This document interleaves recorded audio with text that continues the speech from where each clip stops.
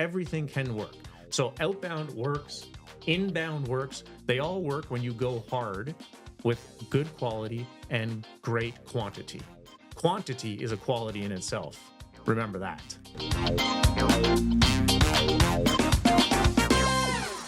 I mean, that's what we're doing with the cyber scores. We send messages saying nothing about Rick or WMTS. We say, hey, I'm Rick. I just saw you at the golf tournament. I was doing some follow-up. I checked your cyber score, noticed these issues.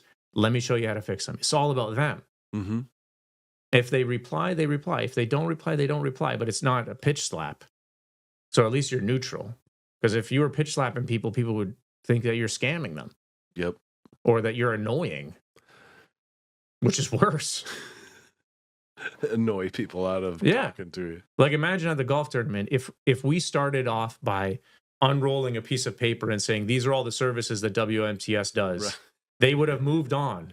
Yeah. They would have said, sorry, give me 1 second. I got to just run away. No, they'd have gone, are those Red Bulls free? Yeah, they're free Red Bulls. Got that and go, oh, you do? Okay, that's great. Right. And I'm sure many people I've got a guy. Oh, that's cool. I've got a guy who does that. Thanks. Right. This is where you hear a lot of these. This is where you hear a lot of these objections. The number one objection when trying to sell managed services is, we're okay. We got someone. Yeah. Now, here's the live fire test. You heard people say that to me. We got someone. Yeah. What did I say? What did you say to them in response? I didn't hear your so response. People would say, oh, we got someone doing that. And I would say, fantastic. I'm going to print off this scorecard and I'm going to send it to you so you can give it to your guy and they can fix it. Because I'm here to help you fix this stuff. Right. And they said, thank you. Then they would write down the IT director's name on the Post-it note and give it to us. Yeah. So it's no longer an obstacle. Right. They weren't saying, like, managed service providers are listening to me right now. You've heard people say, it's okay, we've got someone. They're trying to tell you to buzz off. Mm-hmm.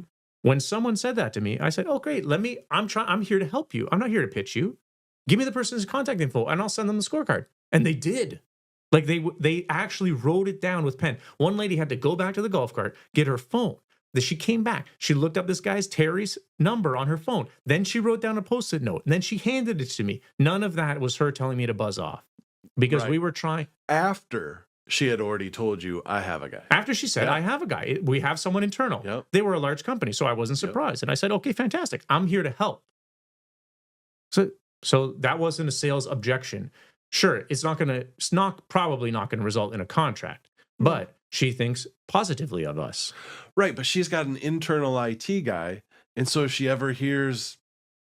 I mean, they might turn into a contract, because if she has, for any size company, if you have one IT person, for 2 weeks of the year, you have 0 IT people. Yeah, right. Okay, and to get another IT person, you need to double the expense.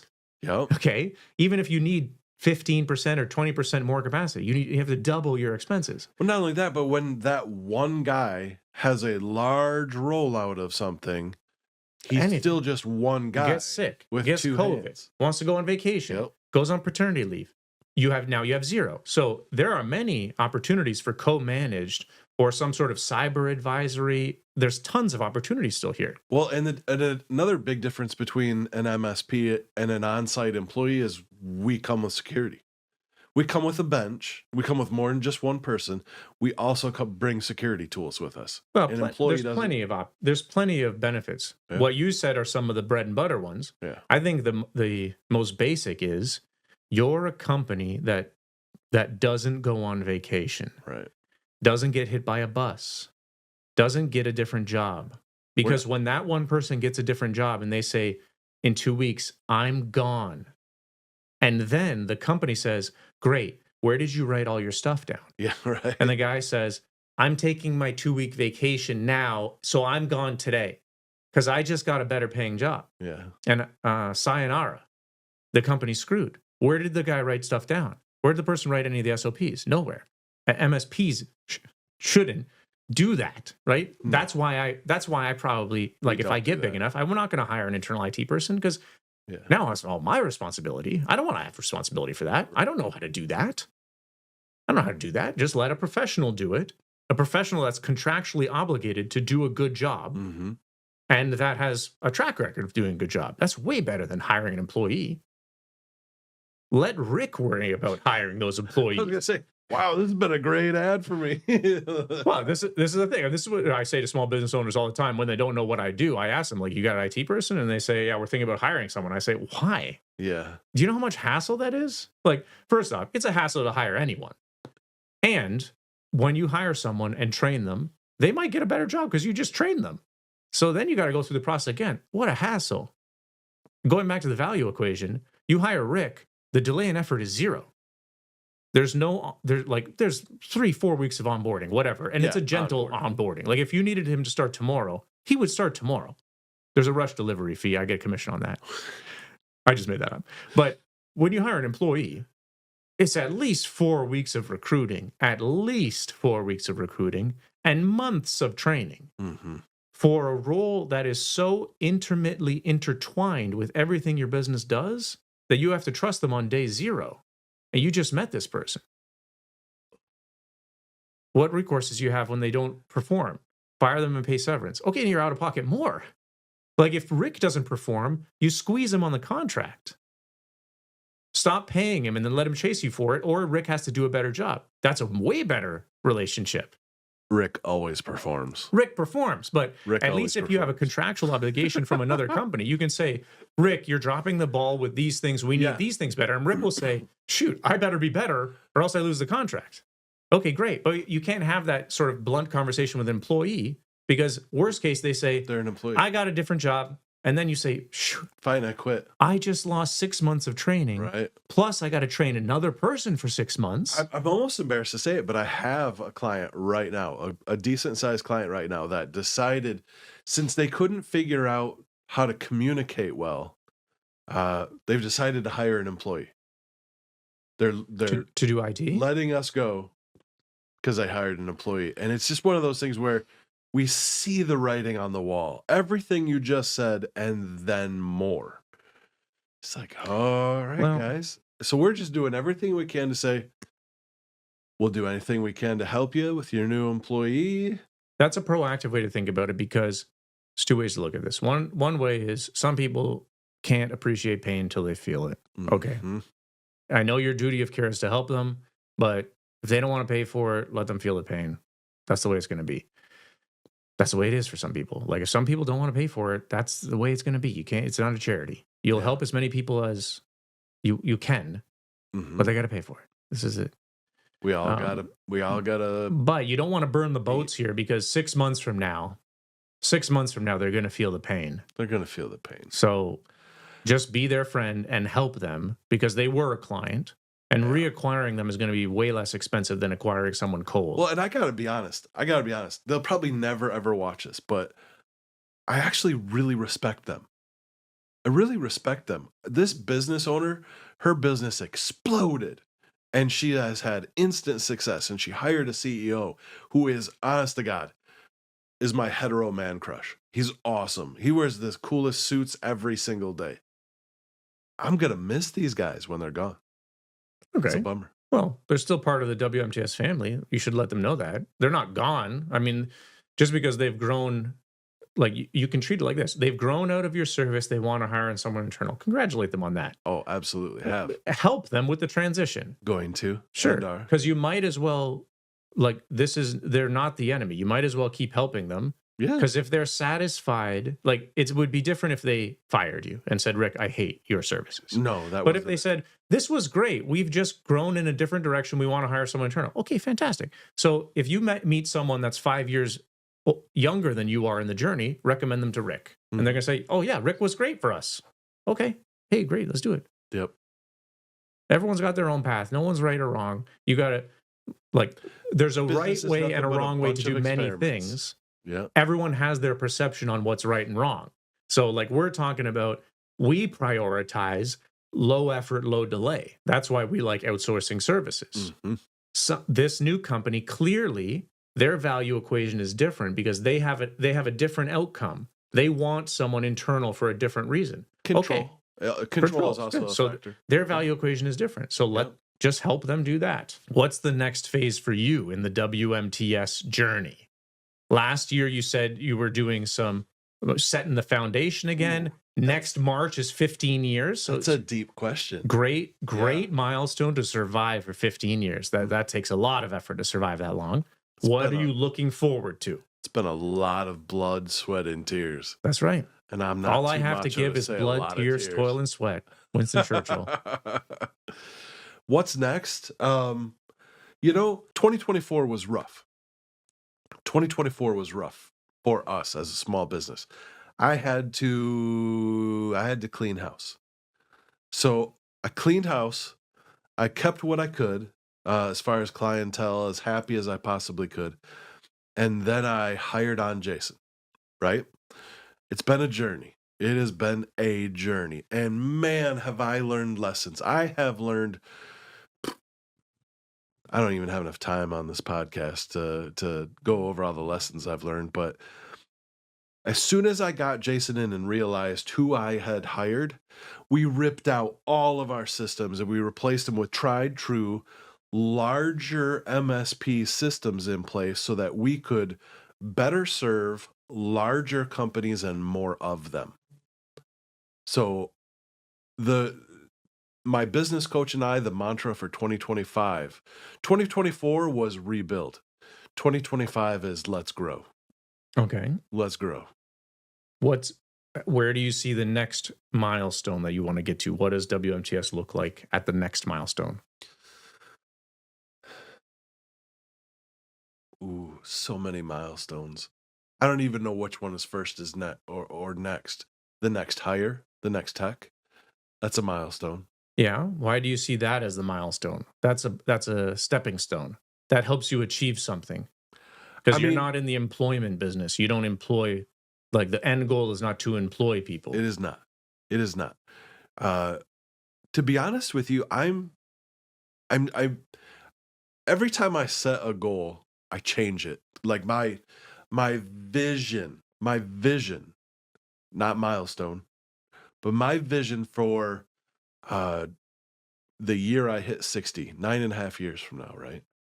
Okay. 9 years. We got time, yeah. Was WMTS is a 10 million ARR company. Okay. It's big. Yeah. It's big. That's where I want to get to.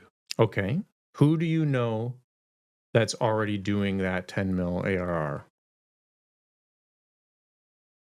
You know what? That's an interesting question. I know there are local MSPs doing that, but I also know that they're not doing it well. Don't put a lens on it. Just who do you know that's doing it? Because there are people doing this already. We're not forging a new path yet. No. So we should learn from them. And like Jack White says, steal all their secrets. Jack White, also a Michigan guy. Oh, that's a Michigan reference. Yeah, Detroit. White stripes. So you should go find some MSPs that are doing 10 million ARR and buy them a gift and say, can you spend 2 hours with me and tell me what it was like to go from 1 to 3 to 5 to 10? You know, it's a funny thing because when we first met, when I went to the ASCII conference, there was a guy there, a 10 million ARR MSP, right? He's nationwide. I told him when I was there, I was like, you don't know it, but you're my new mentor. But that didn't work out because he ignored me. There's probably, like statistically, there's probably, I don't know, 5,000 MSPs nationwide that are doing that much money. Mm-hmm. Maybe I'm wrong. 5,000, maybe more, maybe a little bit more, maybe a little bit less. So there's plenty of people there's 100 per state that you can find. Yeah. That are doing that kind of money that you can ask them, what was it like? What were the hopping points? Like, you can make $1 million with just you and Jason. You can make $1 million with just you and Jason. Mm-hmm. To go from that to 3 means you have to let Jason and the technicians run by themselves. Mm-hmm. And you and probably 2 other people need to be doing sales constantly. Right. So that's a whole different business. Mm-hmm. Because you have a different org chart there. Yep. And to go to 5 is doing more, like just doubling that. But then to go from 5 to 10 is going to feel like doing 8 times, not double. Thankfully, I have a business coach who understands all of these concepts, and we are constantly evaluating our Have they org done chart. $10 million per year? Who's that? Your business coach. No. Well, then you got to find someone that has, because otherwise you're just speculating. Like, don't ask me. I haven't done that much money. Yeah. So you can ask Nate. Nate's not, I don't know if Nate's doing 10, but he's doing several. So ask Nate. And Nate's got a ton of people. So Nate can give you the how to make $5 million a year with a ton of people. He's not an MSP, but he's in the MSP world.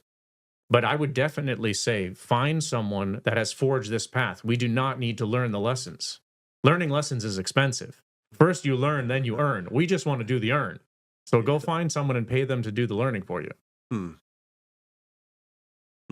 That's why we read all these books, Rick. Oh. I mean, you're reading the books. I am reading better than the books is, like, we'll go back to Nate because Nate's a mutual friend and he's cool. He's cool. Nate paid $10,000 to go and sit one day with Alex Hormozi, and Alex told him ways to improve his business. So instead of doing years of learning, then earning, he paid $10,000 for one day to get Alex's years of learning. And then Nate is doing those. So you don't pay $10,000 a day. Don't pay that yet. It's $5,000 for 2 days in Las Vegas. Yeah, he did with 2 employees. Oh, okay. Yeah. So he paid 15. Find someone who's doing. I mean, it's a very straightforward recommendation. Just find someone who's walked this path and ask them to tell you about their journey. It's not going to be identical to yours, but it's going to tell you a lot of the things that they learned. Funny side note, that was originally what I was looking at to try and gift you.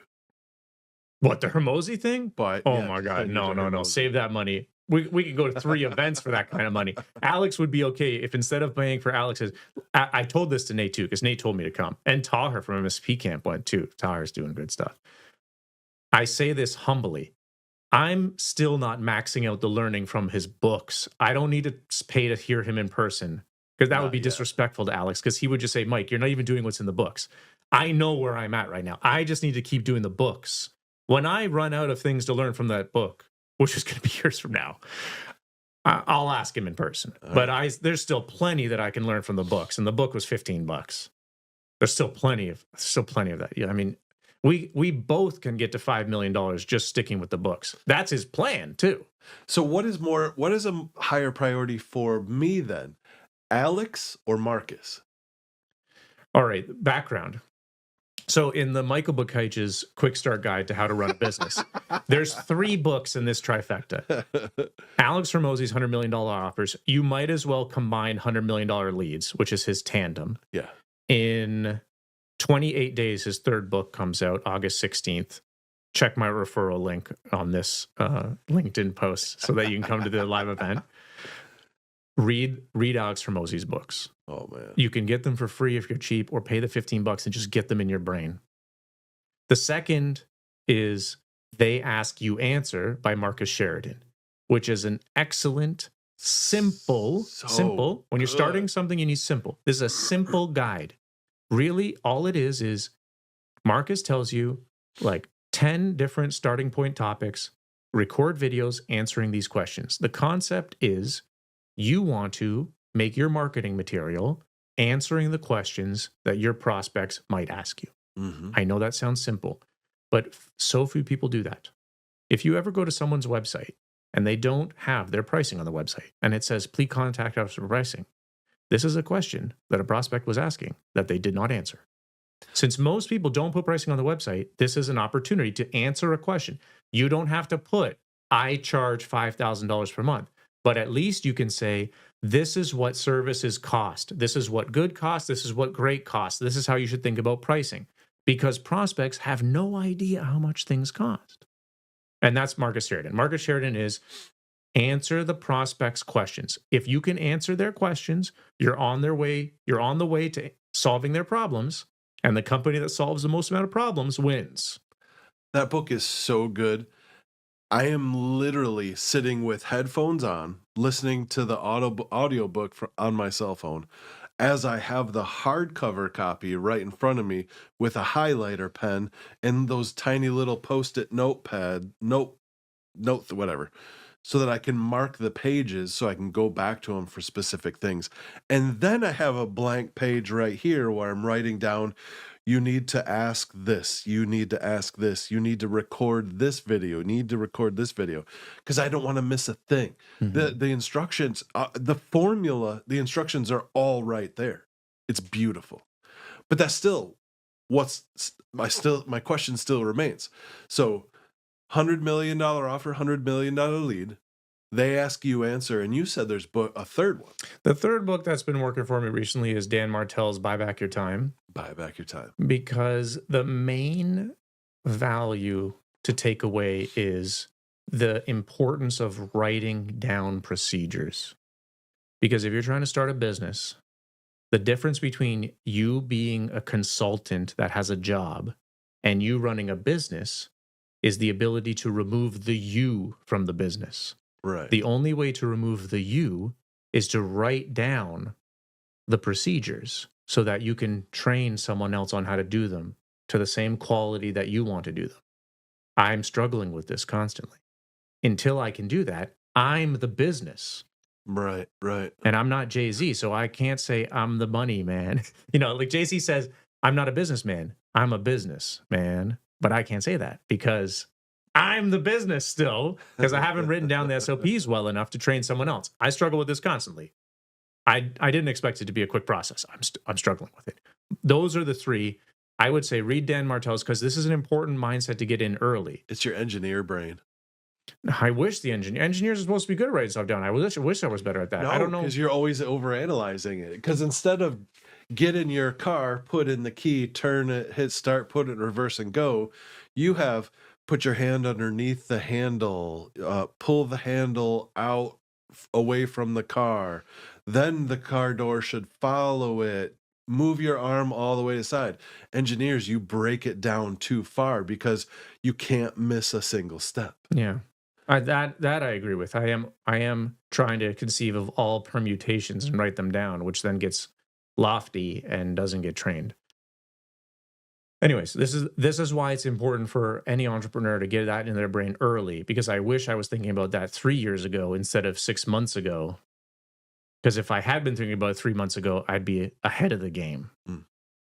So those are my three. Buy back your time is all about creating SOPs. That's right. Buy back your time is about the importance of SOPs, because that's the only way that you stop being a consultant and start being a business. A business is a factory that can produce happy customers. A consultant is Mike producing happy customers. Right now, Mike still produces happy customers. That's why I drove all the way here to do this event, because it requires me, because I haven't written it down. I'm not any sort of sales god. I wish I was. I'm no sales god. That's why I had to He's a sales god. That's why I wish I could train someone to do what I did today. And what we did at the golf course, thousands of people have done successfully before. Now we know how to do it. We took better pictures. We wrote down better notes. We just have to train other people to do it. That way, neither of us have to do it. Like this time next year, it would be great if neither of us were there, but same outcome. That would be awesome, because that's same outcome, less effort. Then that's what we're going for. Both of our businesses are trying to get same outcome, less effort. Same outcome, less effort. That's what we want. Very true. And until we get that cloning thing going, it's SOPs. So what is it? Which of the three? Which of the three is the best? Where should I be starting? $100 million offers, bar none. Really? I've read $100 million offers 9 times. Answers. I've read $100 million offered 9 times. Wow. I'll read it again. Hey, for the heck of it, I might listen to it on the drive home. Last time I left here, I listened to $100 million leads on the drive home. I've listened to the book 9 times. I'm maybe 10% of it. And I can repeat stuff from the book. You know what? You're probably I've right, read though. I am a disciple of the book of Hormozy. I'll still read it another 10 times. So let's really think about it though. So they ask you answer is for inbound. I can create this content that brings people to me.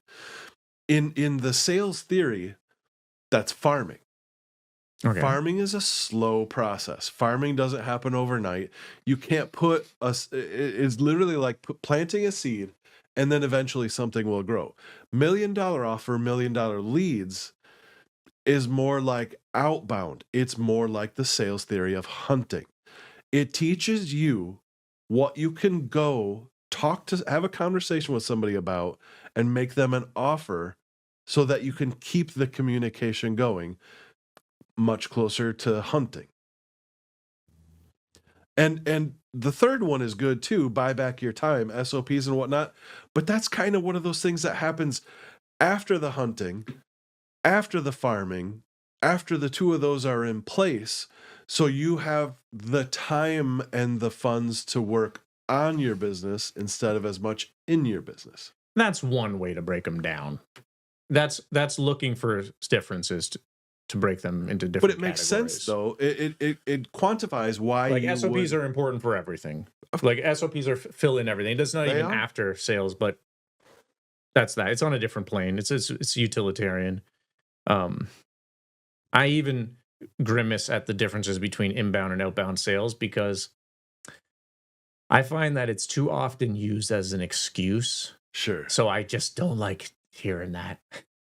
Well, like I hear people say, I only do inside sales. Okay, well, you're taking orders from people. So like I love talking about sales. So let's stop calling it outbound sales or inbound sales or inside sales or outbound. Let's just call it sales. Sales is about solving people's problems. Yeah. Either you come to me with a problem and I solve it, or I come to you and try and help you realize that you have a problem, or I come to you and you say, funny that you should run into me, I have a problem. Like all of this is part of sales. You can wait for people to come inbound. You can encourage people to come inbound. That's also true. But at some point, you're going to have to hunt, which is what I like doing. You've got to hunt. And I am biased in saying this, and maybe I'm painting everything with the hunt brush because I love hunting, because I find that to be the biggest challenge, and I'm a glutton for that. But that's what makes the money. I mean, both can make you money. Ask Nate. Nate does inbound sales. Yeah. Either SEO or Google Ads. That's inbound. And now he's doing, they ask you answer videos for you. That's inbound. It's fantastic. Everything can make you money. I think this is the naughty, gross secret about all types of sales and marketing. They all work. They all work if you do it with high quality and high quantity. They all suck if you do it with crap quality and crap quantity. And consistency. You have to like SEO's the greatest example. SEO takes years to work. If you don't have the patience to wait years, it will never work. And if you write crap material, you'll never rank for anything. And so you'll say it doesn't work. But when I search something on Google, someone's name's going to come up. So it's working. It's just not working for you. Yeah. Because you didn't wait. No, I'm not talking about Rick. I'm just talking about the person. Like, and same with cold calling. It's a whipping boy for this. People all the time. Cold calling doesn't work. How many times did you cold call? I tried it for a week and then I gave up. It's no surprise that it didn't work. Of course, it's not going to work. Like even statistically, best industry statistics is like one conversion out of 500 or out of 1,000. So if you tried it for 1 week, maybe you called 500 people. Probably you called 100 people. Yeah, it's no surprise it didn't work. And what was your script? I knocked on their door. I rang the phone and I yelled, "Do you want IT?" And we joke, but I get cold called from salespeople, and they just pick up and say, "Hi, I'm Mike. I'm calling from this vendor. I think that we have a great product. I think that you should buy it." Well, it's no wonder that they're not converting any calls because that's a terrible pitch. You've made no value off. What problem do I have? People cold call me thinking that I work for my last business, which I left 5 years ago. So you didn't even bother to check where I work. How would you be able to solve my problem when you don't even know what company I work at? That's lazy. But that's poor quality and poor quantity. That's when things don't work. Everything can work. So outbound works, inbound works. They all work when you go hard with good quality and great quantity. Quantity is a quality in itself. Remember that. Okay. Yeah. This is Rick, West Michigan Tech Services. And Michael, say hi, Michael. Say bye, Michael. Everyone, thank you for joining the Ooh, that's a good one. Business Spotlight with Rick from WMTS. This has been your guest, Michael Bakaic from Iceberg Cyber, signing off. I hope you've enjoyed the dark chocolate.